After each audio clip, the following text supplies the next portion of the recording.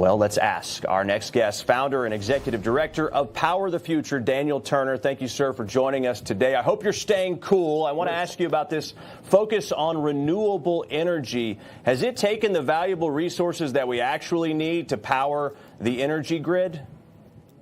No, 100%, and especially in a state like New York. If you look at Kathy Hochul's website as governor, she will brag about how much wind and solar they've installed. Where the hell is it?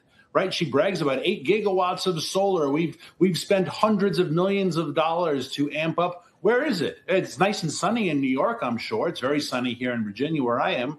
So where's all the electricity going? And that's just exactly why Christopher Wright, the energy secretary, made that proclamation. It clearly is not working. Now, what Kathy Hochul could do is turn back on Indian Point nuclear plant, which Governor Cuomo closed.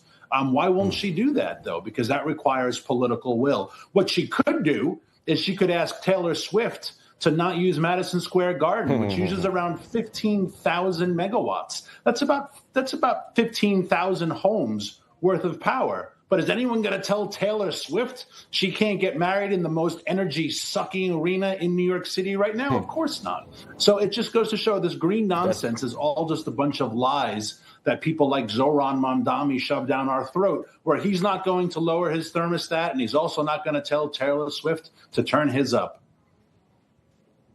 Yeah, well, the elites are not going to be inconvenienced by this, but the lowly peasant citizens will have to be. I mean, all the money, I mean, there's a graphic, 91% of the energy right now in parts of the East Coast are being powered by nuclear, coal, and natural gas here. Yeah, they're very good. That's the graphic from the energy secretary. What in the world is wind and solar even doing? I mean, we talk about, Daniel, these subsidies, all of these tax breaks, all of this money that has been funneled into a lot of these industries. And I've seen a lot of solar companies go belly up recently. And it seems like, was it all just a waste of money?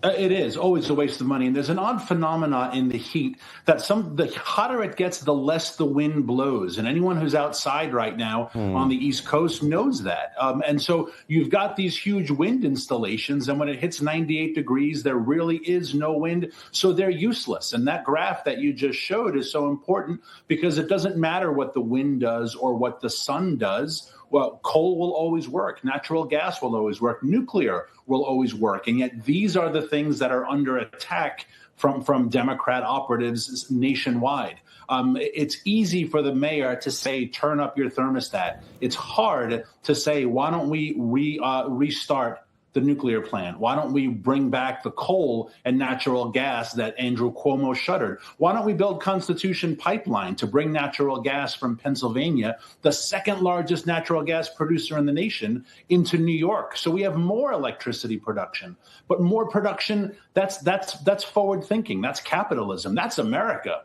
And the people who don't believe in those things are regressive. They're communists. They want to decline, and they want to manage that decline for you. Yeah, that is a great point. Zohran Mamdani himself, as part of the state legislature, voted against diversification of our energy and instead gravitated toward this green garbage. I would like to ask you about nuclear power, but I only have about 30 seconds left. Do you think that there's a realistic path to move toward that? Because some point to the setup that has to happen in order to launch a plant. You're saying just turn this one on, but what about nuclear power as a whole? Again, with about 30 seconds.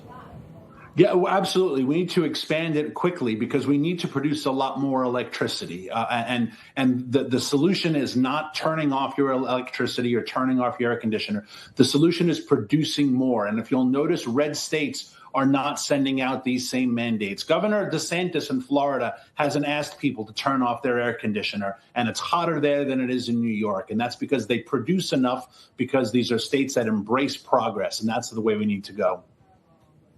That is a great point, Daniel Turner. We will definitely have you back because this fascinates me, and we need to point out the differences, that policies are part of it. It isn't something that's happening to us. It's a situation that these politicians have largely compounded. Thank you, sir. Have a great Independence Day.